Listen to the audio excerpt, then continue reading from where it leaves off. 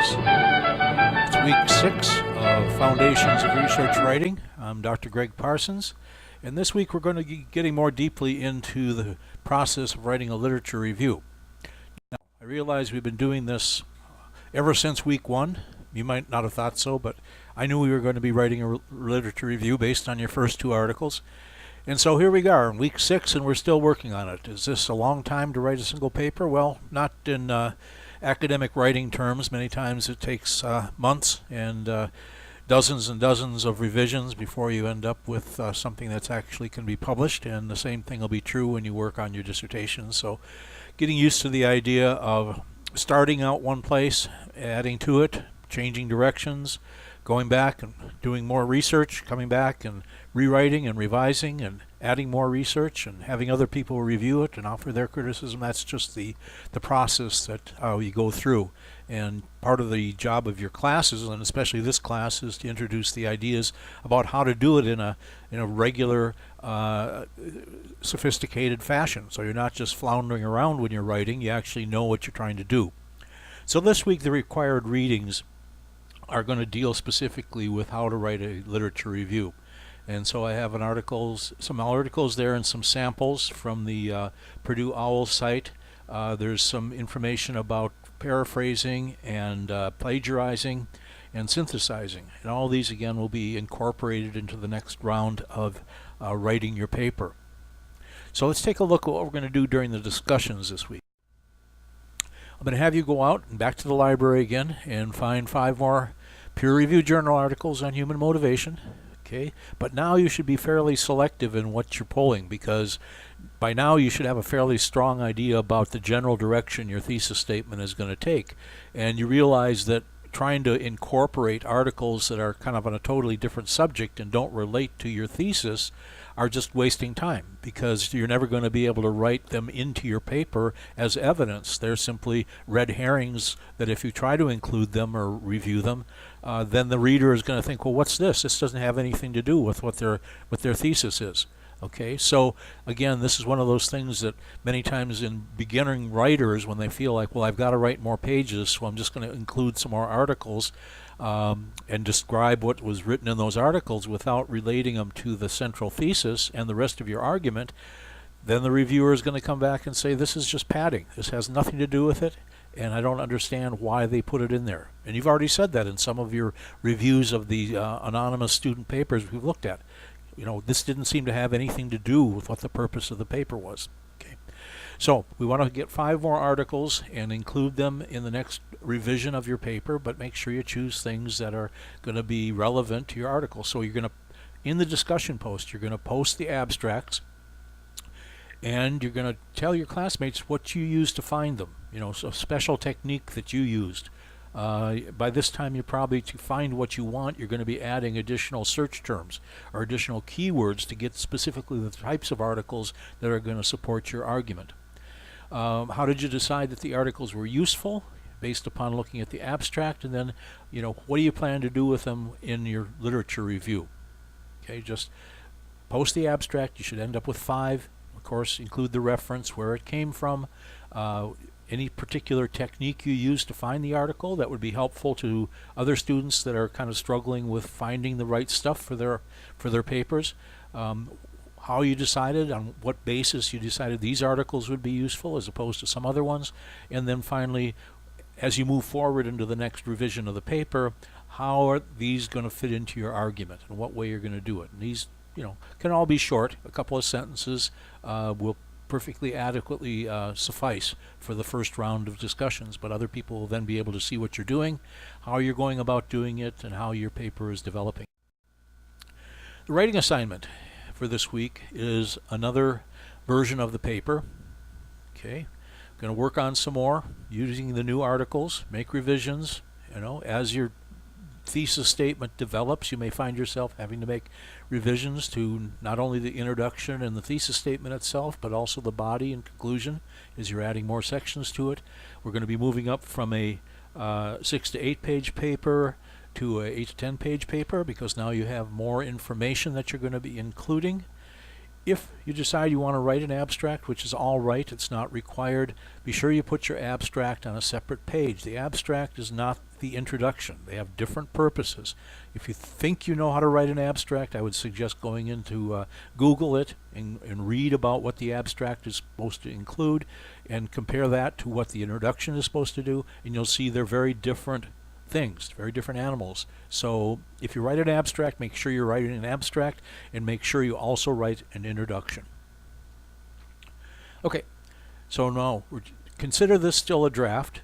We're aiming for perfection ultimately, but we realize we got a few more weeks and you need some more feedback, and we're going to be critiquing each other's papers next week, and then in week 8 you'll be submitting your final draft. I would recommend everybody try to use the writing studio to review their papers before they turn them in. That is a unused, untapped resource that's there for your improvement. They'll turn stuff around quickly. You will not miss your deadline by sending it into the writing studio. Generally, they turn it around within 24 hours.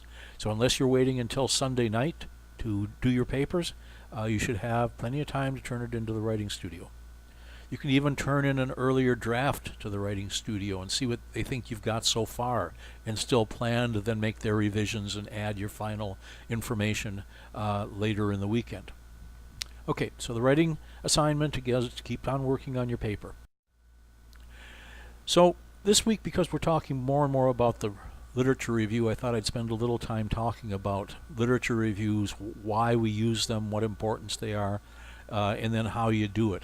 Well, we're learning how to do it through this class, but it's important to be able to do a literature review, because as we've seen in the papers that you've written, nearly every good academic paper, a peer-reviewed paper, has a section that's either explicitly titled literature review or something that includes how the writer got to the point of their specific topic that they're writing on.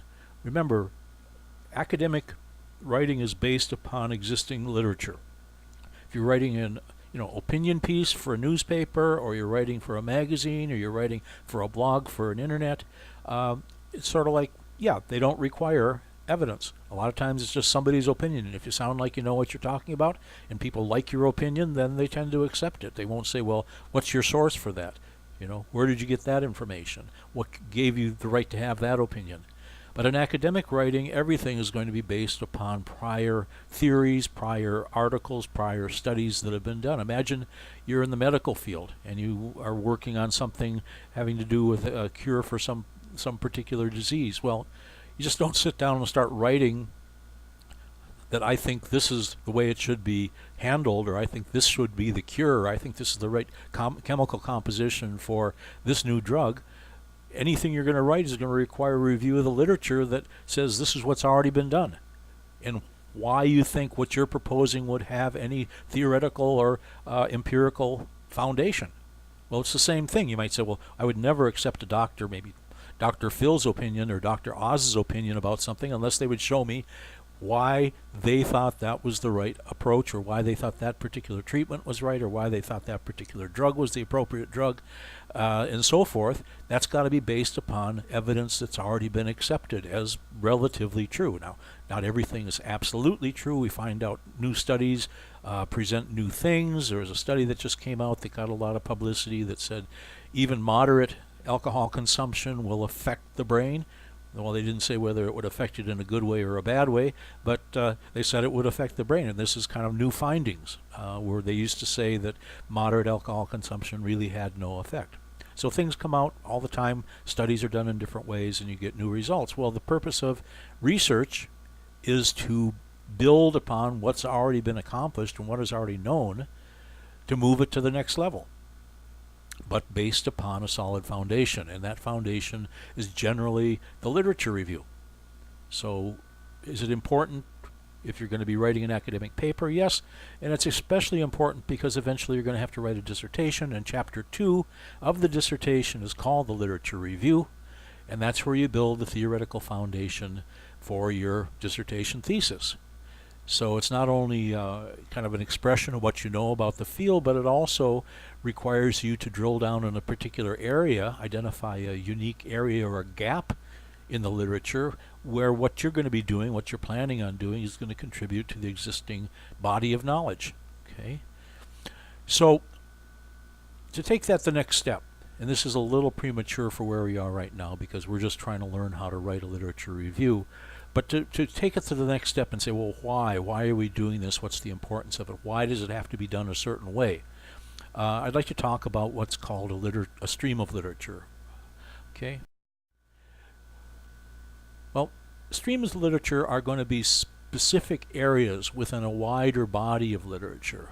In the social sciences, of which business is part of, as well as sociology, as well as psychology, bodies of literature will develop around a well-accepted and well-publicized foundational theory.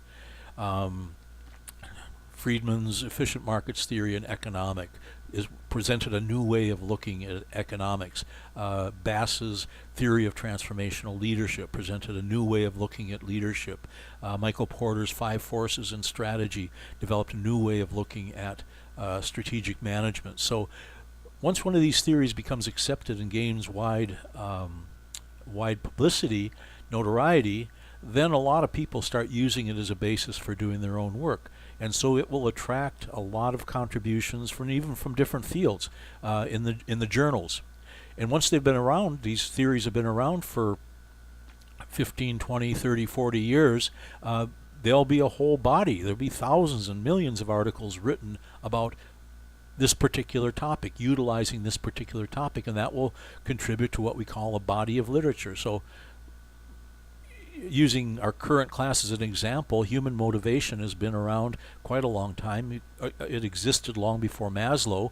Maslow was kind of a key turning point because he was more of a defined theory rather than just opinion, and studies were done based upon Maslow's theory. But by this time there are thousands, if not millions, of articles written on human motivation, as you found when you go in and search through the library. And our library is not complete. Our library contains certain journals, what we consider to be good representative journals, but it's certainly not all the journals in the world. Okay, so there are many more articles out there on human motivation.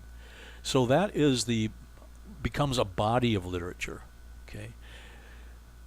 So what do you do when you're working with something like human motivation? You certainly can't cover the entire body of literature. You'd spend your whole time reading and writing about the millions of articles written on human motivation. So the key is to pick out something very specific that you want to deal with. Human motivation as it applies to human resource management, or human motivation as it applies to consumer behavior and product choice, or human motivation as it relates to society and marriage, or human motivation as it relates to wealth acquisition. So, you know, you're looking for some specific area that you want to work in. You want to select the literature that is based on the foundational theory of motivation, but then takes it to the next degree of focus.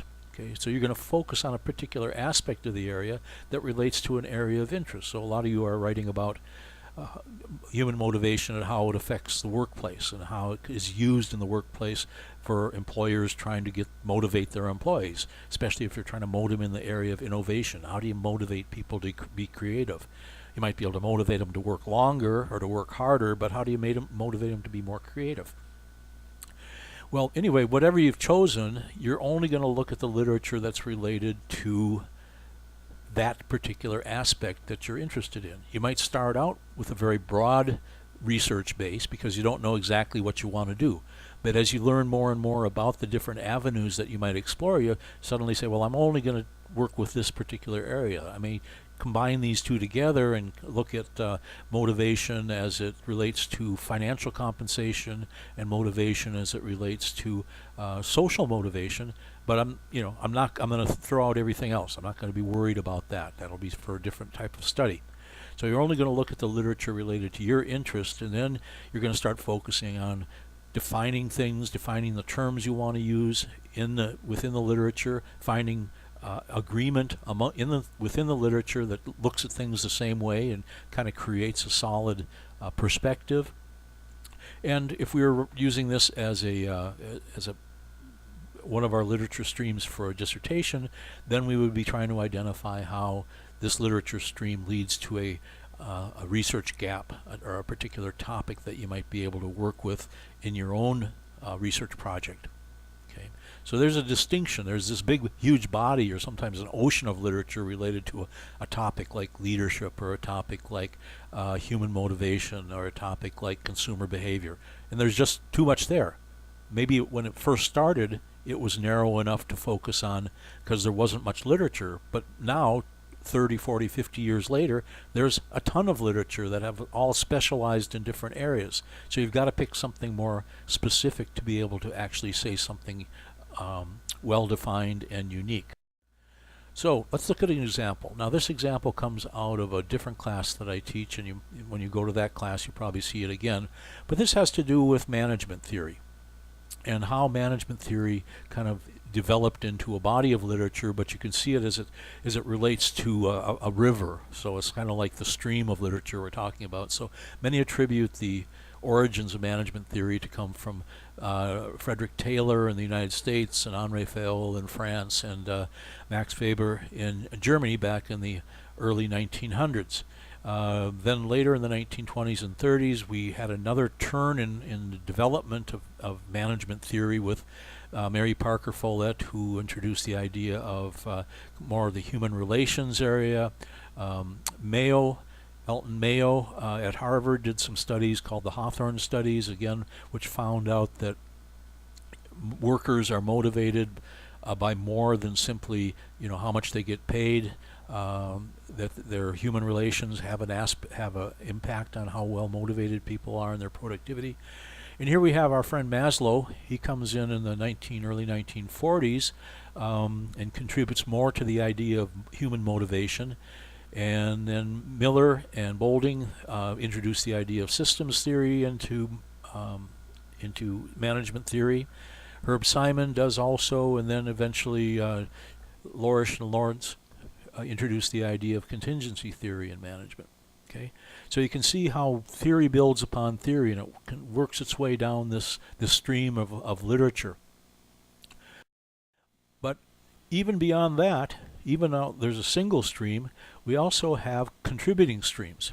So here we have where Maslow, his theory joined the general management theory, and Maslow then created a whole another body of literature on human motivation.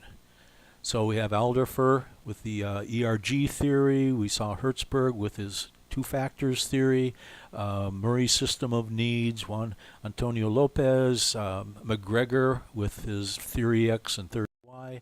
So there's a whole bunch of different people that then contributed based upon Maslow's writings. And that created another body of literature. Another way to look at this is looking at it more like a tree with roots and branches. So if I was going to explore something called contingency theory, which is another management theory, and look at where did it come from? What things were contingency theory based upon? Well, if you read the literature that is referenced in contingency theory writing, you'll find that there's references to classical management theories, there's references to human relations theories, and there's references to systems theories. So it was like during the 1960s and beyond that these theories kind of gelled and became something new, and somebody said, well, look, if we take pieces out of all three of these, they seem to provide a better example or a better way of describing management and a better way of managing actually than any of these theories do by themselves. But then contingency theory went on, and during the 1970s evolved into SWOT analysis and studies in organizational culture and business leadership theories, game theory and strategy, global management, stakeholder theories.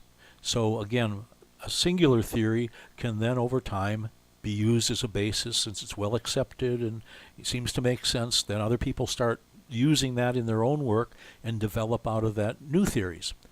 So one example that's fairly popular and used in a lot of different ways is so another way to look at this then is stakeholder theory became a basis of a body of literature related to that.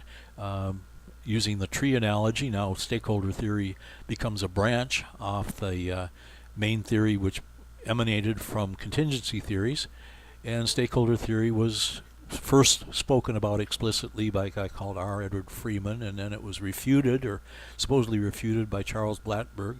But it gained traction, and over the past 40 years, 50 years, a lot of people have written about it and used it as a way to examining many different complicated situations that have different people involved, where they have different levels of interest and different perspectives, and so to make a decision that is ethically sound as well as makes sense for the corporation from a profitable standpoint, we use stakeholder theory analysis. Well, the purpose of this little presentation on streams and bodies of literature was to give you an idea that all the literature in the particular area is connected together one way or another, some fairly closely and some not very closely. And your job really when you're writing a literature review is to make sure that you're not only describing one theory, but where that theory came from, where did that emanate from, and then how is it being used subsequently. So if you look at the reference list from the particular article, you'll see it's based upon a series of other articles. And if you look at the literature review within the article, they'll explain how they got to the point of their particular ideas. Okay, that's the whole point of the literature review, and they're always selecting a stream of literature. It's going from usually fairly broad theory down to much more specific theory, and usually just much more recent literature. Okay, well, don't want to go on too long with this, so I'd like to wrap it up now. But the key to success for writing a literature review, and specifically this week's topic, is literature review requires, like any academic paper, it requires a purpose. There's got to be a reason you're writing it, and that's identified in the thesis statement. Like all papers, a literature review needs to have an introduction. It talks about what the thesis is and how you're going to go about proving it. The body has to be there with sections and conclusion. You have to have headings that identify the main points of the literature review. Now, the best literature reviews are organized around specific points or ideas and not articles. Sometimes students will use the title of an article and simply in the next section describe what that article said without explaining, so what does this have to do with any of the other articles? Now, if you organize your review around your ideas, around the specific points you want to make, then you'll incorporate the different articles into that idea. Also, it's important to define terms. Okay, sometimes our articles and authors will use different definitions of terms. You've got to figure out which one you're using. Okay, you might talk about the differences, why one person defines it this way and why one person defines it this way. But you've got to be the author with the author's voice. You've got to say, well, this is what I'm going to use. And of course, to make your literature review make sense and be logical, you've got to use transitions, and you've got to use the writer's voice to explain how the literature you're talking about is relevant to the thesis. Okay? And if you do all that, then you will have a brilliant literature review. Well, until next time, you know how to get in touch with me if you need to. Goodbye and good luck.